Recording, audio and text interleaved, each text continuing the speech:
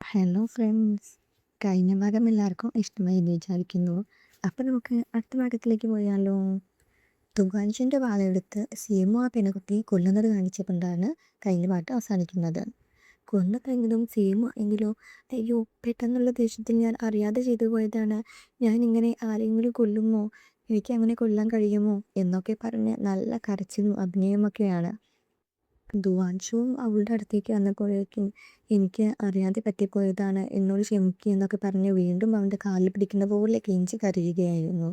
അപ്പോഴേക്കും ആൾക്കാരൊക്കെ വന്നിട്ട് ഇവളെന്തിനാ ഇങ്ങനെ ചെയ്തത്, ഇവൾക്ക് എന്ത് അധികാരമുള്ളത് എന്നൊക്കെ പറഞ്ഞിട്ട് എല്ലാവരും നല്ല ദേഷ്യപ്പെടാൻ തുടങ്ങും. അപ്പോഴേക്കും അവരുടെ അടുത്തേക്ക് അവിടുത്തെ വലിയൊരു കുടുംബത്തിൻ്റെ തലമില്ല നേരത്തെ കാണിച്ച ആൾ ലിങ്, അയാൾ വരും. പബ്ലിക്കായിട്ട് ഒരാളെയൊക്കെ കൊല്ലാൻ പറ്റുമോ, അതിന് ഇവൾക്ക് എന്ത് അധികാരം എന്നുള്ളത് എന്നൊക്കെ ചോദിക്കുമ്പോൾ അവൾക്ക് അറിയാതെ പറ്റിപ്പോയതല്ലേ, ഇനിയിപ്പോൾ അതിൻ്റെ പേരിൽ ഒരു പ്രശ്നവും വേണ്ട എന്നൊക്കെ പറഞ്ഞിട്ട് ദുവാൻഷു അവിടെയുള്ളവരൊക്കെ പറഞ്ഞ് മാറ്റിയിട്ട് അവളെയും കൂട്ടിക്കൊണ്ടുവരും. ഈ വാളിനൊരു പ്രത്യേകതയില്ലേ, ഇത് ഡെലവറൻസ് വാളല്ലേ, നിനക്ക് ഇതെങ്ങനെയാ കിട്ടിയതെന്ന് സീമു ചോദിക്കുമ്പോൾ ദുവാൻഷു വീണ്ടും ആ പഴയ കഥ തന്നെ പറയാൻ തുടങ്ങും. അവൻ നന്ദിവിളി കേൾക്കുമ്പോൾ ഒരാൾ വന്നു എന്നും അയാൾ അവന് കൊടുത്തിട്ട് ഇത് നിനക്ക് വേണ്ടിയുള്ള വാളാണ് എന്നൊക്കെ പറഞ്ഞു എന്നും ഒക്കെ പറയും. എന്നിട്ട് നിനക്കിപ്പോൾ ഡെലവറൻസ് വാളിൻ്റെ ആവശ്യമുണ്ടല്ലേ, ഇതിനു വേണ്ടിയല്ലോ നീ ഇപ്പോൾ എൻ്റെ പിന്നാലെ തന്നെ നടക്കുന്നത്, 300 വർഷങ്ങൾക്ക് ശേഷം ഈ വാളിനെ തിരഞ്ഞെടുത്തതല്ലേ, അതുകൊണ്ട് നിനക്കെൻ്റെ സഹായവും ആവശ്യമുണ്ട് എന്നൊക്കെ ദുവാൻഷു ചോദിക്കുമ്പോൾ അതൊക്കെ നമുക്ക് പിന്നെ നോക്കാം എന്ന് പറഞ്ഞിട്ട് ദുവാൻഷുവിനെ അവൾ പുറത്താക്കും. അപ്പോൾ തന്നെ അവൾ വിളിച്ചിട്ട് ഫെങ്കി വരും. ചേച്ചി, ഞാൻ യഥാർത്ഥ ദുവാൻഷുവിനെ കണ്ടെത്തി, അതാരാണെന്നറിയുമോ, പണ്ടൊരു മത്സരം നടന്നിട്ട് അതിൽ വിജയിച്ചൊരു പയ്യനില്ലേ ഷിയ, അവനാണ് യഥാർത്ഥ ദുവാൻഷു എന്ന് പറയും. എന്നിട്ട് അവൻ ഇപ്പോൾ എവിടെയുള്ളതെന്ന് കാണിക്കുകയും ചെയ്യും. അവിടെ ഒരു സഭയോ മറ്റോ ആണെന്ന് തോന്നുന്നു. ദുവാൻഷുവിനെ കയറ്റി അയച്ച നെല്ലെല്ലാം വെറും ഉമ്മിയായിട്ടാണ് അങ്ങോട്ടെത്തിയത്.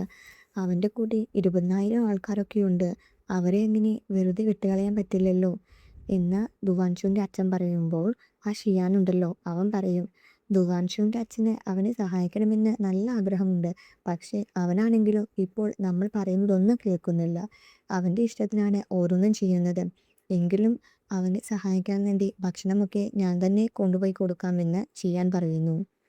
ആ ഷിയാൻ്റെ അടുത്തേക്ക് ദുവാൻഷുവിൻ്റെ അച്ഛൻ വന്നിട്ട് നീ എൻ്റെ മകനെ ഇപ്പോൾ ദൂരത്തേക്ക് മാറ്റി, ഇനി എന്താ അവനെ കൊല്ലാനും പ്ലാൻ ചെയ്യുകയാണോ എന്നൊക്കെ ചോദിച്ച് ദേഷ്യപ്പെട്ട് അവിടെ നിന്ന് പോകും. ഇതേ സമയം ആ നിഗ്ലി കത്തിച്ച പെണ്ണില്ലേ, അവളെ ഉള്ളിലേക്ക് വന്നെന്ന് ചോദിച്ചിട്ട് ഒരാളെ അറസ്റ്റ് ചെയ്ത് കൊണ്ടുവന്നിട്ടുണ്ടാവും. അയാളെ വിസ്തരിച്ചുകൊണ്ടിരിക്കുന്ന സമയത്ത് ദുവാൻഷു പറയും എന്തായാലും ഇവനെ കൊണ്ട് ഒറ്റയ്ക്ക് ഇതൊന്നും ചെയ്യാൻ പറ്റില്ല, ഇവിടെ നിന്നുള്ള കാര്യം നമുക്ക് മാത്രമേ അറിയാമായിരുന്നുള്ളൂ, അതുകൊണ്ട് നമ്മുടെ കൂട്ടത്തിൽ നിന്നുള്ള ഒരാളാണ് ഇതെല്ലാം മുറ്റിയത്, അത് ആരാണെന്ന് ആദ്യം കണ്ടുപിടിക്കണമെന്ന് അവിടെയുള്ള തലവനോട് പറയും.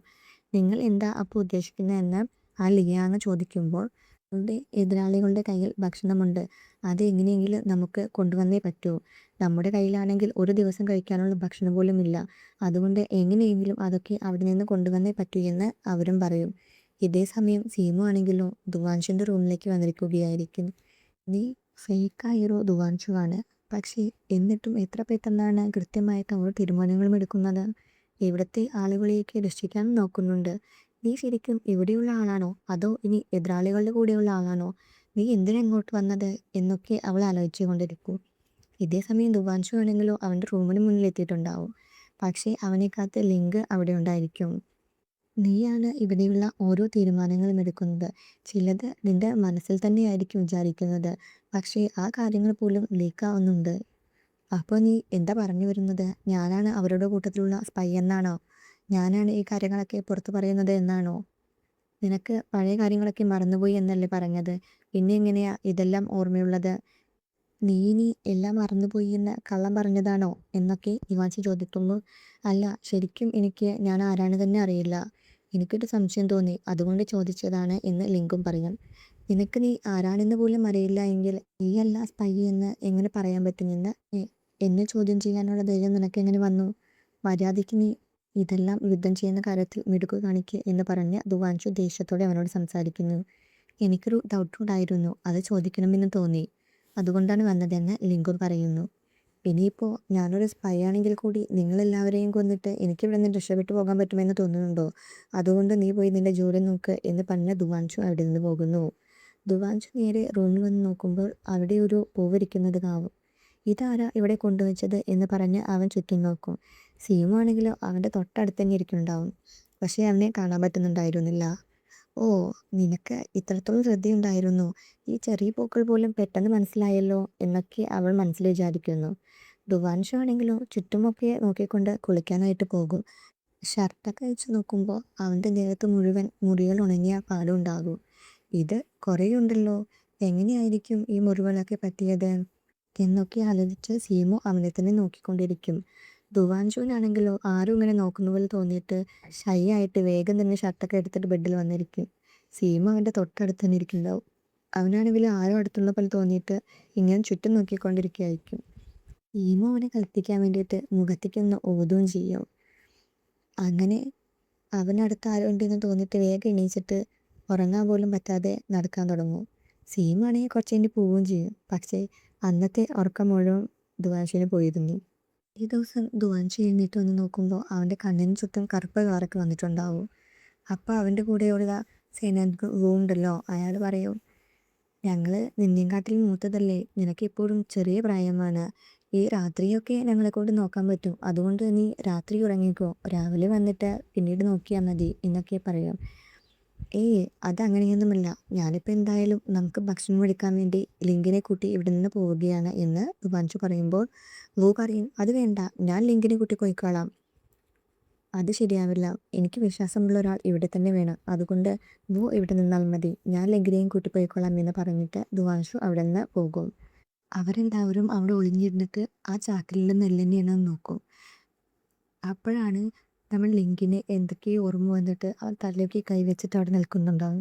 ദുവാൻഷും കൂടെയുള്ളവരൊക്കെ ആ നെല്ലെടുക്കാൻ നോക്കുമ്പോഴേക്ക് പെട്ടെന്ന് മറ്റു എതിരാളികളൊക്കെ വന്ന് അവരെ അറ്റാക്ക് ചെയ്യാൻ തുടങ്ങും. ലിങ്കിൻ്റെ നേർക്ക് അമ്പ് വരുന്നത് കാണുമ്പോൾ ദുവാൻഷു വേഗം അങ്ങ് രക്ഷിക്കുകയൊക്കെ ചെയ്യുന്നുണ്ട്. അപ്പോൾ നോക്കുമ്പോൾ കുറേ ആളുകൾ വരുന്നുണ്ടാവും.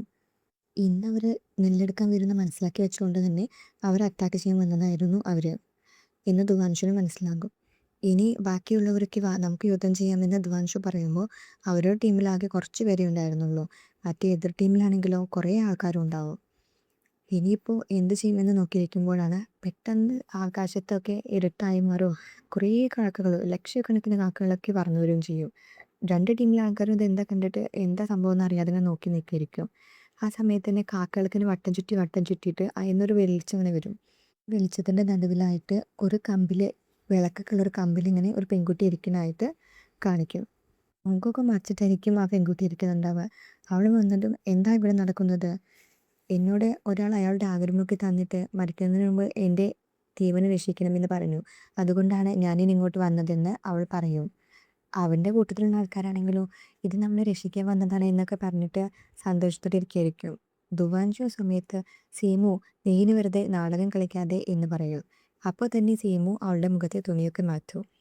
നിങ്ങൾ ഒരുപാട് തെറ്റ് ചെയ്തു എന്ന് സീമു പറയുന്നു. ഇതെന്താ മാജിക് ആണെന്ന് തോന്നുന്നു, നമുക്ക് വാ യുദ്ധം ചെയ്യാമെന്ന് പറഞ്ഞുകൊണ്ട് എതിരാളികളൊക്കെ യുദ്ധം ചെയ്യാൻ വരും. നിങ്ങളോട് അതിന് ഞാൻ അപേക്ഷിച്ചതല്ല, ആജ്ഞാപിച്ചതാണ് എന്ന് സീമു ദേഷ്യത്തോടെ പറഞ്ഞുകൊണ്ട് അവളുടെ കണ്ണ് കാണിക്കും. അപ്പോൾ തന്നെ ആ കാക്കകളെല്ലാം പറന്നു വന്ന് എതിർ ടീമിലുള്ള ആളുകളെയൊക്കെ അറ്റാക്ക് ചെയ്യാൻ തുടങ്ങും. അവരാണെങ്കിലോ പേടിച്ചിട്ട് അവിടെ നിന്ന് ഓടിപ്പോകും. ആ സമയത്ത് തന്നെ ദുവാൻഷു ഒഴികെ ബാക്കിയുള്ളവരെല്ലാവരും സ്റ്റക്കാവും. ദുവാൻഷു ആണെങ്കിലോ അവളുടെ അടുത്ത് വന്നിട്ട്, എൻ്റെ പേര് ദുവാൻഷു, ഇനിയെങ്കിലും നീ ആരാണെന്ന് പറയൂ എന്ന് ചോദിക്കുമ്പോൾ, ഓ, നിനക്ക് ഇനിയും ഒന്നും മനസ്സിലായില്ലേ, ഞാനാണ് ആത്മാക്കളുടെ രാജ്യത്തെ റാണി എന്ന് അവൾ പറയും.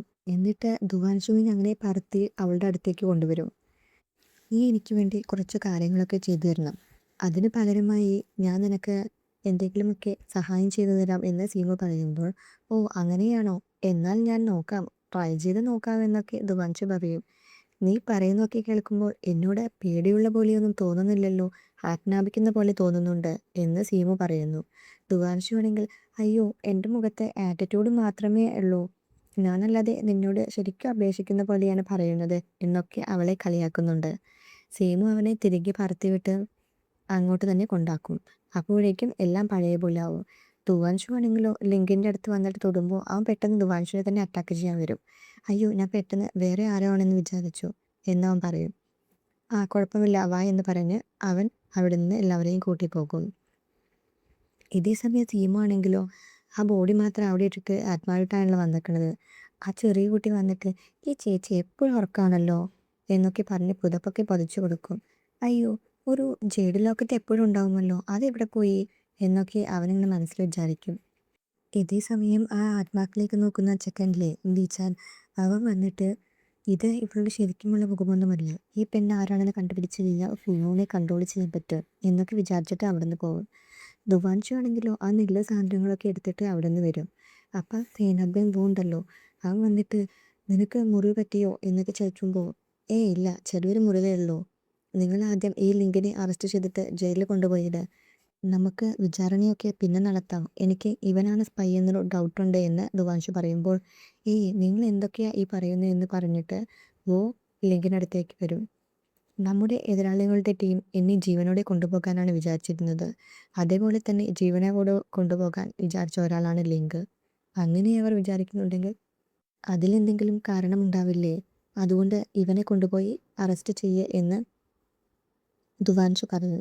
ഈ സമയത്താണെങ്കിലോ സീമു തിരികെ വന്നിട്ടുണ്ടാവും. അവൾ വന്നപ്പോൾ തന്നെ ആ ജെയ് ടോക്കണും തിരികെ വന്നു. ഇത്ര നേരം ചേച്ചി ഇവിടെ ഉണ്ടായിരുന്നപ്പോൾ ഈ ലോക്കറ്റ് ഉണ്ടായിരുന്നില്ലല്ലോ, ഇതിപ്പോൾ എവിടെ നിന്ന് വന്ന് പറഞ്ഞ് ആ ചെറിയ കുട്ടി ഇങ്ങനെ സംശയത്തോടെ ഇരിക്കും. സീമു ആണെങ്കിലോ ദുവാൻഷുവിൻ്റെ അടുത്തേക്ക് വരാൻ വേണ്ടി നിൽക്കും. ആ അസിസ്റ്റൻ്റ് പെണ്ണ് വന്നിട്ട് ദുവാൻഷുവിനോട് ഞാൻ വേണമെങ്കിൽ മരുന്ന് പുരട്ടിത്തരാം എന്നൊക്കെ പറഞ്ഞ് മരുന്നൊക്കെ കൊടുക്കുന്നുണ്ട്. ദുവാൻഷു ആണെങ്കിലോ വേണ്ട അതൊരു ചെറിയ മുറിവാണ്, ഞാൻ തന്നെ പുരട്ടിക്കോളാം എന്ന് പറഞ്ഞ് അവളെ അവിടെ നിന്നും പറഞ്ഞയക്കും. അവൻ ആ മരുന്നൊക്കെ പുരട്ടി കയ്യിൽ തുണിയൊക്കെ വെച്ച് കെട്ടുന്ന സമയത്തായിരിക്കും സീമു അങ്ങോട്ട് വരിക. ദുവാൻഷുവിനാണെങ്കിലോ അവിടെ ആരുണ്ടെന്ന് തോന്നിയിട്ട് വേഗം ഷർട്ടൊക്കെ എടുത്തിടും. ഞാൻ ഇതൊക്കെ മുൻപേ കണ്ടതാണ്, ഇനി എൻ്റെ മുമ്പിലൊന്നും മറയ്ക്കുകയൊന്നും വേണ്ട എന്ന് സീമു പറയുമ്പോൾ എൻ്റെ കാര്യം ഞാൻ തന്നെ നോക്കണ്ടേ എന്ന് പറഞ്ഞ് ദുവാൻഷു വേഗം ആ ഷർട്ടൊക്കെ എടുത്തിടും. സീമു ഒരു അബദ്ധത്തിൽ വീണ്ടും അവനോട് ഈ വാളെങ്ങനെയാ നിനക്ക് കിട്ടിയതെന്ന് ചോദിക്കും. ദുവാൻഷുവാണെങ്കിലോ വീണ്ടും ആ കഥ തന്നെ പറയൂ. ഞാൻ അതല്ല ചോദിച്ചത്, 18 വയസ്സിന് മുമ്പ് നീ ദുവാൻഷു ആകുന്നതിന് മുൻപ് നീ ആരായിരുന്നു, എന്തായിരുന്നു എന്നൊക്കെയാണ് ഞാൻ ചോദിച്ചതെന്ന് പറയുമ്പോൾ അല്ലല്ലോ ഞാൻ ശരിക്കും ദുവാൻഷു തന്നെയാണ് എന്ന് അവനും പറയും. സീമു ആണെങ്കിലോ അവളുടെ ശക്തി ഉപയോഗിച്ച് അവൻ്റെ കഴുത്തിൽ മുറുക്കി പിടിച്ചിട്ട് കൊല്ലാൻ വേണ്ടി നോക്കും. ഇനിയും നീ സത്യം പറയുമോ എന്ന് നോക്കാമല്ലോ എന്നവൾ പറയുമ്പോൾ ഇനി നിങ്ങൾ എത്ര ചോദിച്ചാലും എന്നെ കൊല്ലാൻ നോക്കിയാലും എനിക്കിത് തന്നെ പറയാനുള്ളൂ, കാരണം ഞാൻ ശരിക്കുള്ള ദുവാൻഷുവാണ് എന്ന് അവൻ വീണ്ടും പറഞ്ഞു. ശരി, എനിക്ക് നിന്നോട് കുറച്ച് കാര്യങ്ങളൊക്കെ പറയാനുണ്ട്, ഇവിടെ വന്നിരിക്കെ എന്ന് പറഞ്ഞിട്ട് സീമു അവനെ അടുത്ത് കൊണ്ടുവന്ന് നിർത്തും. നിന്നെ ഞാനിപ്പോൾ അറ്റാക്ക് ചെയ്തില്ലേ, നീ എന്താ എന്നിട്ട് എന്നെ തിരിച്ച് അറ്റാക്ക് ചെയ്യാത്തത് എന്ന് അവൾ ചോദിക്കും. എനിക്കിനി ശരി ശക്തികളൊക്കെ ഉണ്ടെന്ന് തന്നെ വിചാരിക്കേ, എന്നെപ്പോലെ ബലമുള്ള ഒരാളോട് വേണമെങ്കിൽ യുദ്ധം ചെയ്യാൻ പറ്റും, പക്ഷേ നിന്നെപ്പോലെ പവറുള്ള ഒരാളോട് എങ്ങനെയാണ് യുദ്ധം ചെയ്യുക എന്നവൻ പറയുമ്പോൾ നിനക്ക് വിവരമൊക്കെ ഉണ്ടല്ലേ എന്ന് സീമോൻ പറയും. നീ തൽക്കാലം 10 ദിവസത്തിന് എനിക്ക് നിൻ്റെ സെൻസൊക്കെ ഒന്ന് കടം തരണം, അത് കഴിഞ്ഞാൽ ഞാൻ നിനക്ക് തിരിച്ചു തരാം, അതിന് പകരമായിട്ട് നിൻ്റെ ആഗ്രഹം എന്താണെന്ന് വെച്ചാൽ അത് ഞാൻ നടത്തി തരാം എന്ന് സീമു പറയും. അപ്പോൾ ആ 10 ദിവസം എനിക്ക് സെൻസറുകളൊന്നും ഉണ്ടാവില്ലേ എന്നവൻ ചോദിക്കുന്നു. ഉണ്ടാവില്ല എന്ന് സീമു പറയുമ്പോൾ അങ്ങനെയാണെങ്കിൽ ഞാൻ എന്താഗ്രഹം ചോദിച്ചാലും നീ സാധിച്ചു തരുമോ എന്നവൻ ചോദിക്കുമ്പോൾ നീ യുദ്ധമൊക്കെ ചെയ്ത് മരിക്കാനൊക്കെ കിടക്കില്ലേ, അപ്പം എന്നോട് രക്ഷിക്കാൻ പറഞ്ഞാൽ ഞാൻ രക്ഷിക്കാം, പക്ഷേ നിന്റെ എതിരാളികളെ കൊല്ലണമെന്നോ യുദ്ധം ചെയ്യിക്കണമെന്നോ അങ്ങനെയൊന്നും പറയാൻ പറ്റില്ല, നീ എന്ത് പറയുന്നു, സമ്മതമാണോ എന്ന് അവൾ ചോദിക്കുന്നു. ഞാനിതിന് നോ പറഞ്ഞാൽ നീ എന്ത് ചെയ്യും എന്ന് ദുവാൻഷുവും ചോദിക്കും. അപ്പം തന്നെ സീമു അവളുടെ ശക്തി ഉപയോഗിച്ചിട്ട് അവന് വേഗം കട്ടിലേക്ക് കടത്തും. എന്നിട്ട് അവൻ്റെ മേലെ കയറി നിന്നിട്ട് കഴുത്തിൽ അഴിച്ച് കൊല്ലാൻ നോക്കും. ഞാൻ ഇത്ര അടുത്ത് വരെ എത്തി, ഇനി നിനക്ക് നോ പറയണോ എന്ന് സീമു ചോദിക്കുമ്പോൾ ഇതൊക്കെ കുറച്ച് ഓവറായി തോന്നുന്നില്ലേ, നമുക്ക് ഇരുന്ന് സംസാരിക്കാം എന്ന് ദുവാൻഷു പറയും.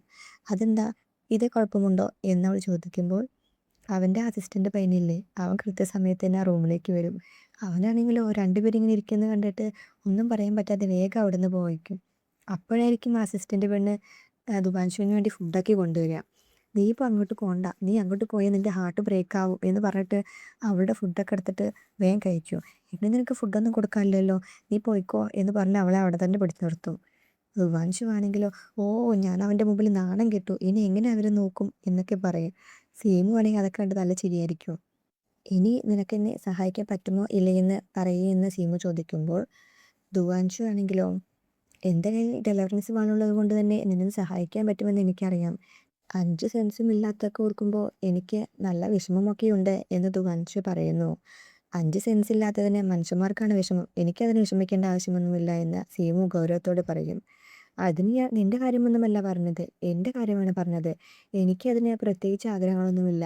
എനിക്കെന്തിന് ആഗ്രഹമുണ്ടെങ്കിൽ അത് ഞാൻ തന്നെ അങ്ങ് നടത്തിക്കോളും. എനിക്ക് വേറെ ആരുടെയും ആവശ്യമില്ല എന്നവൻ പറയുന്നു. നീ എന്തായാലും ഒന്ന് ആലോചിച്ച് നോക്ക് എന്ന് പറഞ്ഞിട്ട് സീമ അവിടുന്ന് പോവാൻ നിൽക്കും. അല്ല ഒന്ന് നിൽക്ക്, നിന്റെ കാലത്തൊക്കെ ഇങ്ങനെയാണോ ഡ്രസ്സ് ചെയ്യുന്നത് എന്നാൻ ചോദിക്കുമ്പോൾ, 400 വർഷങ്ങൾക്ക് മുമ്പുള്ള എൻ്റെ കല്ലറ പൊളിച്ചു നോക്ക്, അപ്പം നിനക്ക് മനസ്സിലാവുമെന്ന് അവൾ പറയും. അപ്പം നിനക്ക് 400 500 വയസ്സൊക്കെ ഉണ്ടോ എന്ന് അവർ അത്ഭുതത്തോടെ ചോദിക്കുമ്പോൾ സീമ വേഗം തന്നെ അവളുടെ ശക്തി ഉപയോഗിച്ച് അവിടുന്ന് പറന്നു പോകും. ഇവൻ എന്നെ വിടില്ലല്ലോ എന്നൊക്കെ പറഞ്ഞിട്ട്. അവനാണെങ്കിലോ നേരെ വന്നിട്ട് അവൻ്റെ ബെഡിൽ കിടക്കും.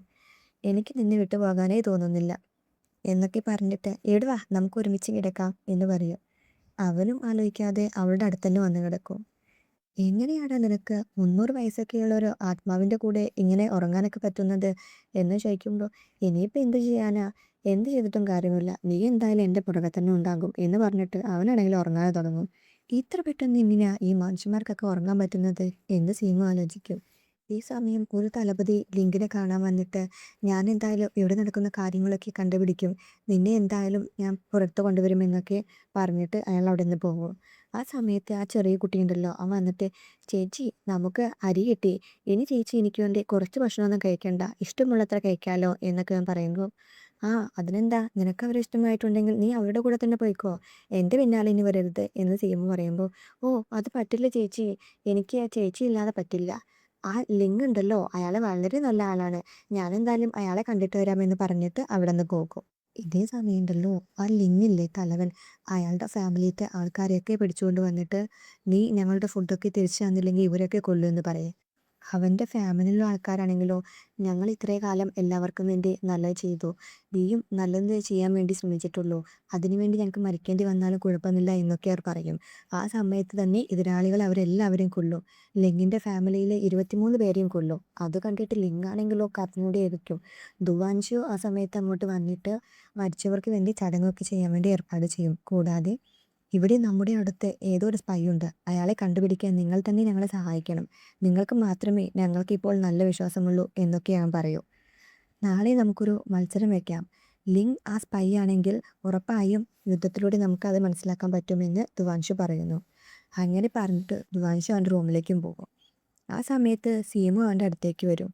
നാളെ ഒരു എൻ്റർടൈൻമെൻ്റ് ആയ കാര്യം നടക്കുന്നുണ്ട്, നീ എന്തായാലും വരണമെന്ന് ദുവാൻഷു പറയും. പിറ്റേ ദിവസം നോക്കുമ്പോൾ ആ മത്സരം നടക്കുന്ന സമയത്ത് ലിങ്ക് എല്ലാ മത്സരത്തിലും ജയിക്കും. സീമു അത് കാണാൻ വന്നിട്ടുണ്ടായിരുന്നു. അപ്പോഴാണെങ്കിലോ ദുവാൻഷനോട് ലിങ്ക് പറയും, ഇവൻ എല്ലാ മത്സരവും ജയിക്കുന്നുണ്ട്, അതുകൊണ്ട് എങ്ങനെ ഇവനെ എതിരാളിയാണെന്ന് കണ്ടുപിടിക്കാൻ പറ്റും. ആ ഒരു ഐഡിയ ഉണ്ട്, ആ മറ്റേ നാട്ടിലുണ്ടല്ലോ കണ്ണ് കെട്ടിയിട്ട് യുദ്ധം ചെയ്യുന്നൊരു രീതിയുണ്ട്, ഇവന് കണ്ണ് കെട്ടി നോക്കാം, അപ്പോൾ ഇവൻ ജയിക്കുമോ ഇല്ലയോ എന്ന് നമുക്കറിയാൻ കഴിയുമല്ലോ എന്ന് ലിങ്ക് പറയും. അതേപോലെ തന്നെ ലിങ്കിൻ്റെ കണ്ണ് കെട്ടിയിട്ട് മത്സരിക്കാൻ വിടും. അവനാണെങ്കിലോ അതിലും ജയിക്കും. ദുവാൻഷു ആണെങ്കിലോ അവിടെ നിന്ന് എഴുന്നേറ്റ് വന്നിട്ട്, നമ്മുടെ നാട്ടിലുള്ളവർക്കൊന്നും ഇങ്ങനെ യുദ്ധം ചെയ്യാൻ കഴിയില്ല, ഇത്ര നാൾ തേടിക്കൊണ്ടിരുന്ന സ്പൈ ആരാണെന്ന് എനിക്ക് മനസ്സിലായി എന്ന് പറഞ്ഞിട്ട് ലിങ്കിനെ കാണിക്കാതെ നേരെ ആ ലിങ്ങിനെ കാണിക്കും. ആ നാട്ടിൽ കണ്ണ് കിട്ടിയിട്ടുള്ള ഒരു മത്സരമുണ്ടെന്ന് ഇവിടെയുള്ള ആർക്കും അറിയില്ല, തനിക്ക് മാത്രം എങ്ങനെയാണ് അത് മനസ്സിലായത്, ഇത്രയും നാൾ ഞാൻ തേടിക്കൊണ്ടിരുന്ന സ്പൈ ഇയാളാണ് എന്ന് ദുവാൻഷു പറയുമ്പോൾ ലിങ് വേഗം തന്നെ വന്നിട്ട് ദുവാൻഷുവിൻ്റെ കഴുത്തിൽ കത്തി വയ്ക്കും. അവൻ പറഞ്ഞ പോലെ തന്നെ കഥ നല്ല ഇൻട്രസ്റ്റിംഗ് ആവുന്നുണ്ട്, ഇതിനേക്കാൾ നല്ലൊരു ഇൻട്രസ്റ്റിംഗ് ആയ ഒരാൾ കൂടി വരാനുണ്ട് എന്നയാൾ മനസ്സിൽ വിചാരിക്കും. അപ്പോഴാണ് ശരിക്കുമുള്ള ലിങ് വരുന്നത്.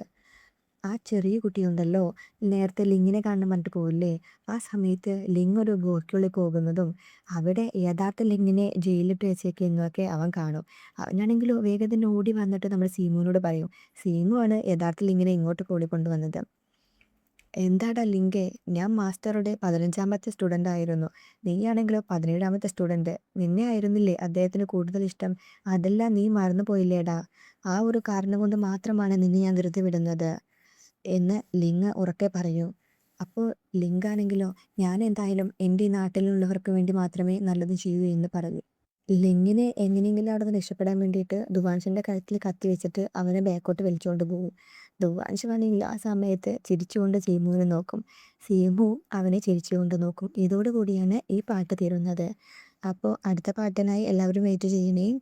സ്റ്റോറി ഇഷ്ടമാകുന്നുണ്ടെങ്കിൽ എല്ലാവരും കമൻറ്റ് ചെയ്യാനും ലൈക്ക് ചെയ്യാനും മറക്കല്ലേ. ഇപ്പോഴും സബ്സ്ക്രൈബ് ചെയ്യാതെയാണ് വീഡിയോ കാണുന്നതെങ്കിൽ സബ്സ്ക്രൈബ് കൂടി ചെയ്യണേ.